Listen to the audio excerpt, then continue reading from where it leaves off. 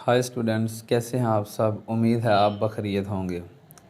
तो स्टूडेंट्स, आज हम क्लास 6 के लेवल पर चैप्टर नंबर 1 यानी सेट, ठीक है, उसकी रिव्यू एक्सरसाइज यानी नज़र सानी मशक या इआदा मशक, उसको आज लर्न करने जा रहे हैं यानी सीखने जा रहे हैं।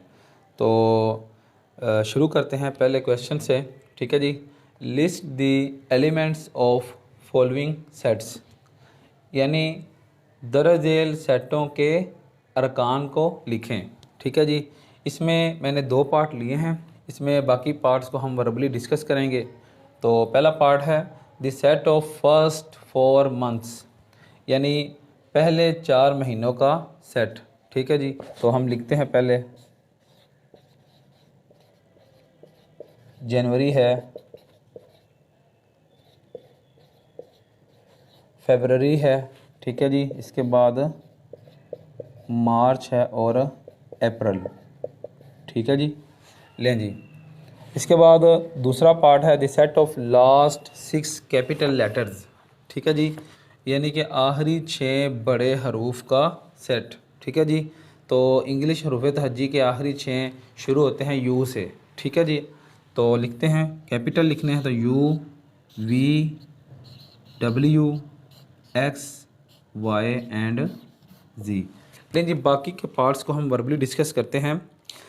इसके बाद तीसरा पार्ट है the set of 5 odd numbers, यानी कि 5 ताक अदाद का set.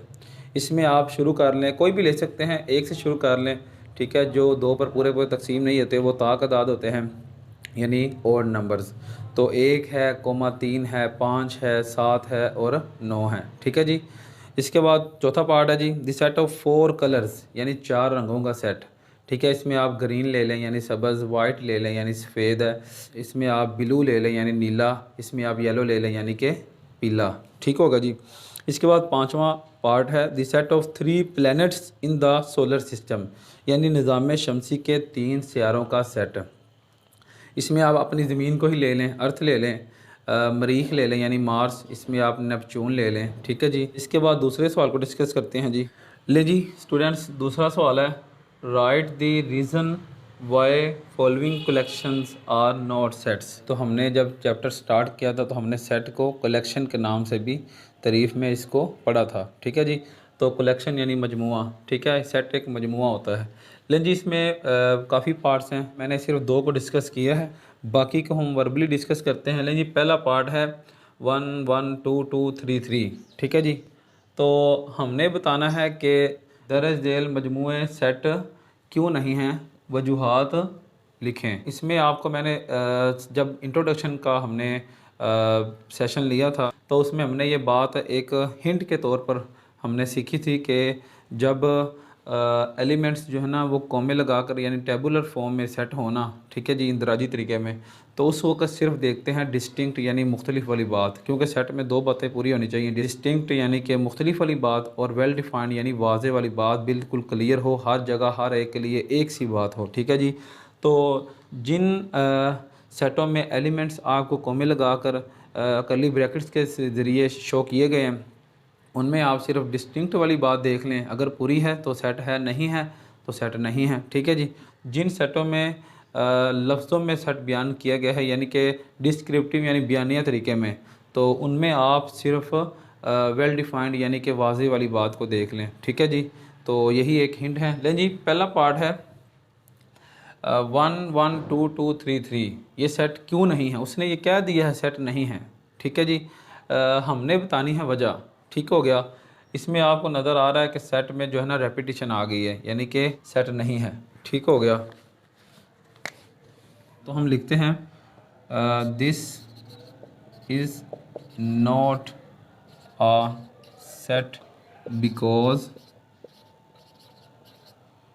The elements of this set are not distinct, यानी उर्दू में ये सेट नहीं है क्योंकि इसके अरकान मुख्तलिफ नहीं हैं, ठीक होगा जी।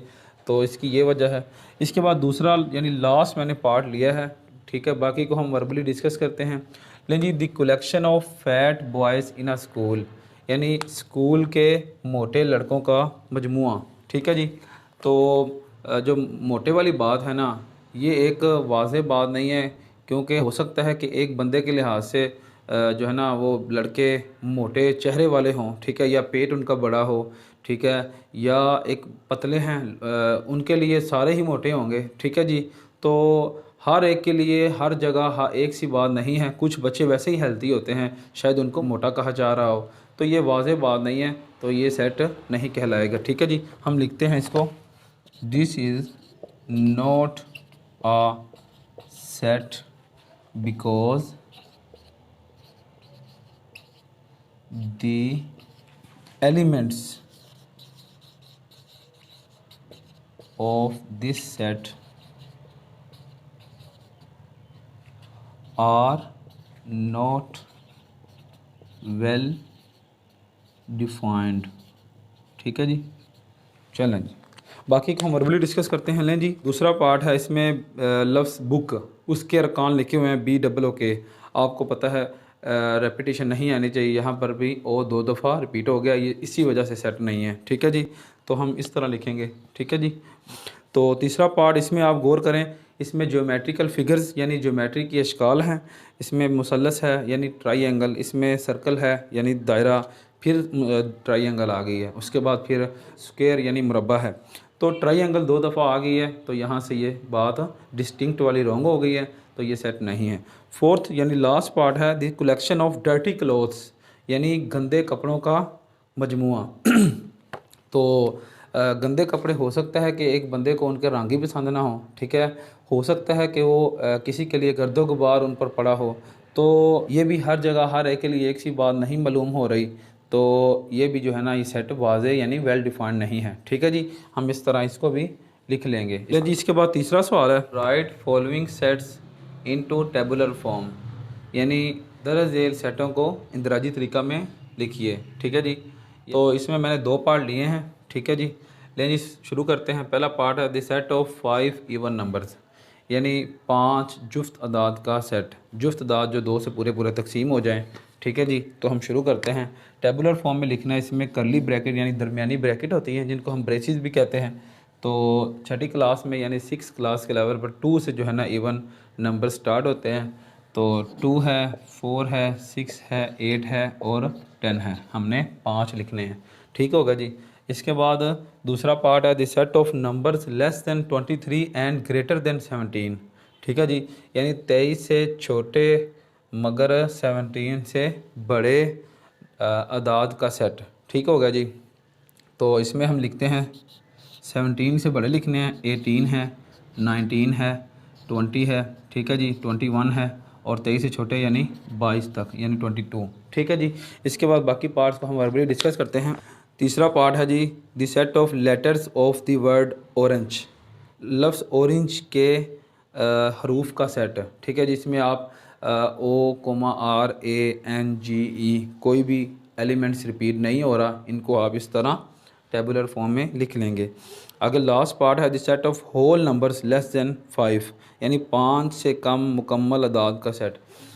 मुकम्मल अदाद 0 से शुरू होते हैं, 0 1 2 3 4। ठीक है जी। इसके बाद चौथा क्वेश्चन है जी separate finite infinite and empty sets, यानी कि मुतनाही, गैर मुतनाही और खाली सेटों को अलहदा करें। तो इसमें 3 पार्ट है, मैंने तीनों को डिस्कस किया है। तो हम शुरू करते हैं। पहला part, A is equal to the set of rivers in Pakistan, Pakistan के दरियाओं का सेट। ठीक है जी।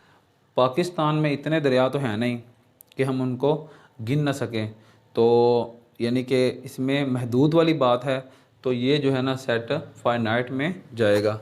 तो हम इसको लिखते हैं सिंपल फाइनाइट सेट। ठीक है जी। इसके बाद दूसरा पार्ट है B is equal to the set of all natural numbers, यानी तमाम कुदरती अदाद का सेट। ठीक है जी। कुदरती अदाद यानी गिनती वाले अदाद, काउंटिंग नंबर्स का सेट, ये 1 से शुरू होता है। ठीक है, और इसकी कोई हद नहीं है, तो ये इन्फिनिट सेट है, तो हम लिखते हैं इन्फिनिट सेट। ठीक है जी। इसके बाद लास्ट है C is equal to the set of number of people on the moon. ठीक है जी, तो उर्दू में चांद के रिहायशी लोगों का सेट। ठीक है जी, तो चांद पर आपको पता है इस ज़मीन यानी अर्थ के अलावा किसी भी सियारे पर जो है ना ज़िंदगी का वजूद इस कायनात में मुमकिन नहीं है। चांद पर कोई मखलूक नहीं रह सकती। ठीक है जी, इवन के पौधे भी वहाँ नहीं उग सकते। तो ये जो है ना लास्ट एम्प्टी सेट है, यानी कि एम्प्टी सेट यानी खाली सेट। ठीक है जी, इसके बाद पांचवा क्वेश्चन है जी, separate equivalent and non equivalent pair of sets. ठीक है जी, यानी मुतरादिफ और गैर मुतरादिफ सेटों के जोड़े अलहदा करें। ठीक है जी, इसमें चार पार्ट हैं, मैंने दो पार्ट को डिस्कस किया है, पहले को और लास्ट यानी फोर्थ पार्ट को। ठीक है, बाकी को हम वर्बली डिस्कस करते हैं। तो पहला पार्ट है जी A = 135, B = 246। ठीक है जी, हमने एक्सरसाइज 1.3 में ये बात लर्न कर ली थी कि इक्विवेलेंट सेट यानी कि मुतरादिफ सेट वो होते हैं जिनमें 1-to-1 कोरेस्पोंडेंस यानी कि एक से एक की मुताबिकत कायम हो सके। ठीक है जी, उसमें हम एलिमेंट्स को आपस में जोड़ते हैं, मिलाते हैं तीरों के साथ। तो अगर कोई बच जाए जिसको हम मिला ना सकें तो हम कहेंगे उस सेट में 1-to-1 कोरेस्पोंडेंस कायम नहीं हो सकी, लिहाजा वो सेट नॉन इक्विवेलेंट यानी गैर मुतरादिफ सेट हैं। ठीक है जी, लेकिन जी शुरू करते हैं। A = 1-3-5, थोड़ा सा फासला रखना है इनके दरमियान। ठीक है जी, 2-4-6। लें जी, ए सेट के पहले एलिमेंट को बी सेट के पहले एलिमेंट के साथ मिला दें। ठीक है, इसके बाद दूसरे को दूसरे के साथ, तीसरे को तीसरे के साथ। ठीक है जी, कोई एलिमेंट्स ना ऊपर इजाफी बचा है ना नीचे, तो हम कहेंगे इनके दरमियान 1-to-1 कोरेस्पोंडेंस यानी एक से एक की मुताबिकत कायम हो गई है। लिहाजा ये दोनों सेट ए और बी क्या हैं, मुतरादिफ यानी इक्विवेलेंट सेट हैं। ठीक है जी, सो ए, ठीक है, इस सिंबल के साथ जो है ना इन दोनों सेटों के दरमियान मुतरादिफ यानी इक्विवेलेंट की बात को हम ज़ाहिर करेंगे, यानी लिहाजा या बस ए और बी मुतरादिफ सेट हैं। ठीक है जी, लास्ट पार्ट है G = set of days of a week यानी कि हफ्ते के दिनों का सेट। H है the set of counting numbers less than 7 यानी 7 से कम गिनती वाले अदाद यानी कुदरती अदाद का सेट। ठीक है जी, हम इसको लिखते हैं सोल्यूशन। उर्दू मीडियम वाले दाएं तरफ यानी राइट साइड पर हल लिखेंगे। ठीक है जी, इस तरह। ठीक है, तो शुरू करते हैं। G = इनको टेबुलर फॉर्म में लिखना है पहले, इंदराजी तरीका में। लेकिन जी जगह शॉर्ट है, इसकी वजह से हम इनके जो है ना कुछ लेटर्स पहले इस्तेमाल करते हैं, यानी दिनों के जो है ना नामों के। ठीक है, इसमें सैटरडे है SAT। ठीक है, इसके बाद संडे है SUN। ठीक है जी, इसके बाद मंडे है MON। ठीक है, आप पूरे लिखेंगे। इसके बाद TUES है। ठीक है, आगे डे आता है। इसके बाद वेडनेसडे WED। ठीक है, इसके बाद THUR। ठीक है, इसके बाद FRI। ठीक है, आप पूरे लिख लेंगे। इसके बाद इसके नीचे थोड़ा फासले पर H है, set of counting number less than 7। तो इसमें लिखेंगे 1 2 3 4 5 लें जी लेस दैन 7। ठीक है, इसके बाद पहले एलिमेंट को पहले एलिमेंट के साथ मिलाएंगे, दूसरे को दूसरे के साथ, तीसरे को तीसरे के साथ, चौथे को चौथे के साथ, इसी तरह पाँचवें को पाँचवें के साथ, छठे को छठे के साथ। लें जी, इसके बाद इसमें तो मज़ीद एलिमेंट्स हैं ही नहीं, ऊपर वाले में एक इजाफी बच गया है, लिहाजा इनमें 1-to-1 कोरेस्पोंडेंस यानी एक से एक की मुताबिकत इस वजह से फ्राइडे की वजह से जिसको मिलाया नहीं गया कायम नहीं हो सकी। लिहाजा हम कहेंगे G और H गैर मुतरादिफ यानी नॉन इक्विवेलेंट सेट हैं। ठीक है, सो यानी बस G, ठीक है जी, और H गैर मुतरादिफ सेट हैं। ठीक है, यानी नॉन इक्विवेलेंट। ठीक है, तो इसके बाद बाकी को हम वर्बली डिस्कस करते हैं। इसमें है दूसरा पार्ट C = लफ्ज़ किंग के जो है ना हरूफ का सेट है। C = KING। ठीक है, उसमें D है ALM।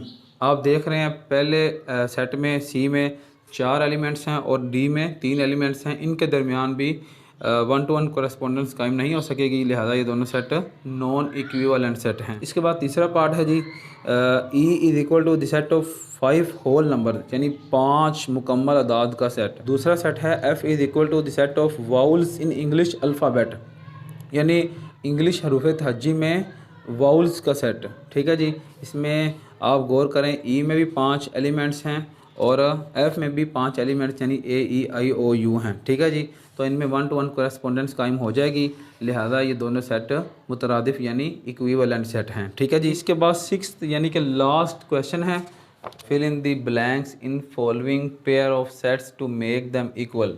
ठीक है जी, यानी खाली जगह पुर करके सेटों के जोड़ों को मुसावी करें। ठीक है जी, तो इसमें 3 ही पार्ट्स है, तो शुरू करते हैं। पहला पार्ट है A is equal to EARTH, यानी लफ्ज़ अर्थ जो है ना उसके हरूफ का सेट है, और दूसरी जानिब B is equal to T है, आगे डैश है RH और फिर डैश है, यानी मिसिंग हुई है, तो इधर से देखकर हम बाकी को भी राइट करेंगे। इसमें टी है, इसमें R और H है। ठीक है जी, लास्ट 3 मौजूद हैं, बाकी 2 मिस हैं, हम उनको लिख देते हैं।